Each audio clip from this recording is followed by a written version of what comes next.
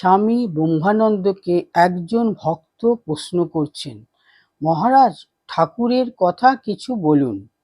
ঠাকুর সকলকে কিভাবে দেখতেন? মহারাজ বলছেন, ঠাকুর সকলকে ভগবান ভাবে দেখতেন।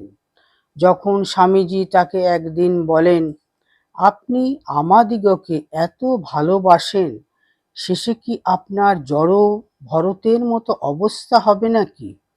তিনি তার উত্তরে বলেন, জড়কে ভেবে জড় ভরত হয়ে থাকে। আমি যে চৈতন্যকে ভাবি রে।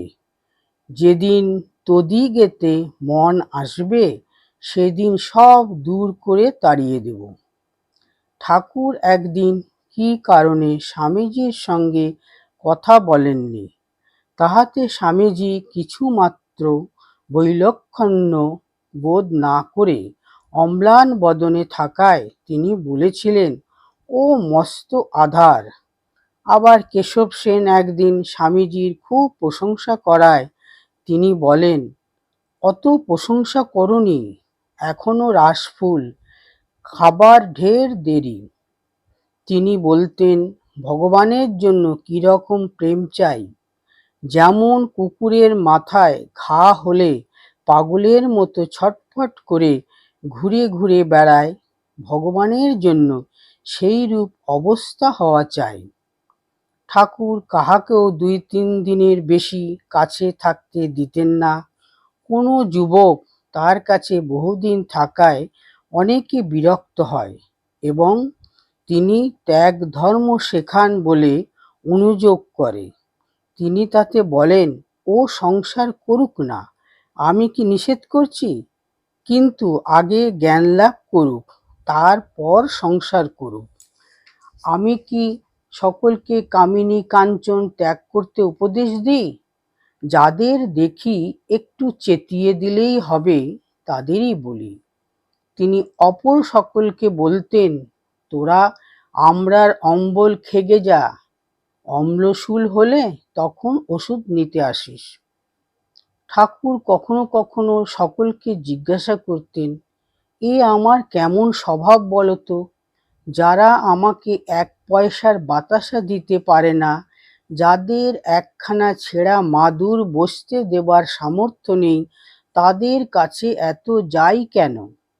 পরে নিজেই আবার বুঝিয়ে বলতেন, এদের দেখি যে সহজেই হবে, আর সকলের হওয়া বড় কঠিন, যেন দইয়ের হাঁড়ির মতো, দুধ রাখা চলে না। তাদের তিনি বলতেন, তোমাদের যাতে শীঘ্র শীঘ্র ভগবান লাভ হয় এজন্য প্রার্থনা করি।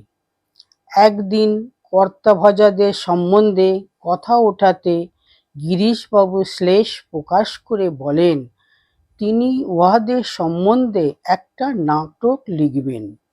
গিরিশবাবু এইরূপ কথা শুনে ঠাকুর গম্ভীর ভাব ধারণ করেন এবং বলেন, দেখো, ইহাদের মধ্যেও অনেক সিদ্ধ পুরুষ হয়ে গেছেন, এও একটা পথ।